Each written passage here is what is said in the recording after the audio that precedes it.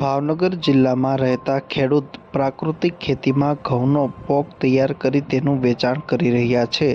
હાલના સમયમાં ખેડૂતો પોતાની પરંપરાગત ખેતી છોડી પ્રાકૃતિક ખેતી અપનાવી રહ્યા છે. પ્રાકૃતિક ખેતીમાં તૈયાર થતા પાકોની દિવસેને દિવસે માંગ પણ વધી રહી છે, જેથી ખેડૂતોને પણ તેનો ફાયદો થઈ રહ્યો છે. ખેડૂતો પાકોમાં અવનવી જાતોનું વાવેતર કરી તેમાંથી પરંપરાગત ખેતીની સરખામણીએ બમણું ઉત્પાદન મેળવી રહ્યા છે.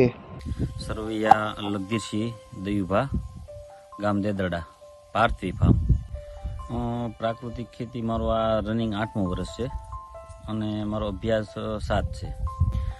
પ્રાકૃતિક ખેતી આમ તો અમથી તે મગજમાં તો એવું હતું કે ભાઈ દવા ખાતર અતિ વપરાવાના કારણે નહીવત વાપરવા, પણ એમાં રોહિતભાઈ ગોટી ને અજીતસિંહ અને પ્રફુલ્લ દાદા અમારા ગામમાં એક મિટિંગ રાખી હતી અને એની પ્રેરણા દ્વારા સુભાષ પાલેકરજીના સંદેશો મળ્યા અને નિકોલમાં એમની શિબિર કરી.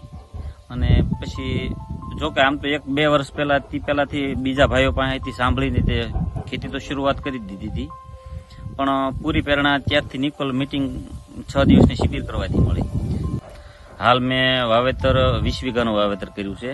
એમાં 5 વીઘાના આ બંછી ગોલ્ડનું વાવેતર કર્યું છે અને 2 થી 3 વીઘાના ટુકડા ઘઉં. જો પોક પાડવાનું તે આજે શરૂ છે અને પોક પાડીને વેચાણ કરવાનું છે. એમાં બંછી ગોલ્ડ અને ટુકડા ઘઉંનું પોક પાડવાની શરૂઆત આજે કરું છું. ખાપલી અને છોના મોતી ઘઉં એનો બંનેના ભાવ 100 રૂપિયા કિલો. મારે લગભગ 300 મણના બુકિંગ થઈ ગયા છે અત્યારે, ટોકન આપીને કોઈ 1000-2000. અને આ જે બંછી ગોલ્ડ છે ને એના મેં 1600 રૂપિયા મણના રાખ્યા છે, એટલે 80 રૂપિયા કિલો. એમનું પણ બુકિંગ થઈ ગયેલું છે. જે બંછી ગોલ્ડ છે એ પોકના હું 400 રૂપિયા કિલો આપીશ અને જે બોલા જે છે ટુકડા ઘઉં એ 350 રૂપિયા. 1 વીઘામાં ઉત્પાદન તો એવી કોઈ ગણતરી ન હોય, પણ ઉત્પાદન સારું મળતું હોય છે, કેમ કે આમાં પ્રોસેસિંગ કરવાની હોય.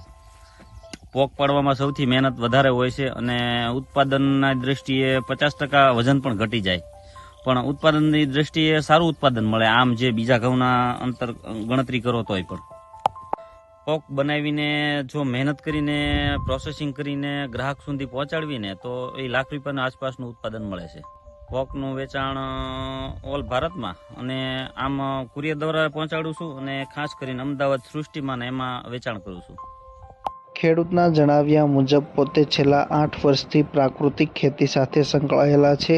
આ ઘઉંની માવજતમાં પોતે જીવામૃત, ઘનજીવામૃત સહિત પ્રાકૃતિક ખેતીમાં વપરાતા ખાતરનો જ ઉપયોગ કરી રહ્યા છે. ઘઉંનો પોક તૈયાર કરી તેનું જુદા જુદા શહેરોમાં વેચાણ કરી રહ્યા છે અને ત્યારબાદ ઘઉંનું પણ તેઓ વેચાણ કરી રહ્યા છે.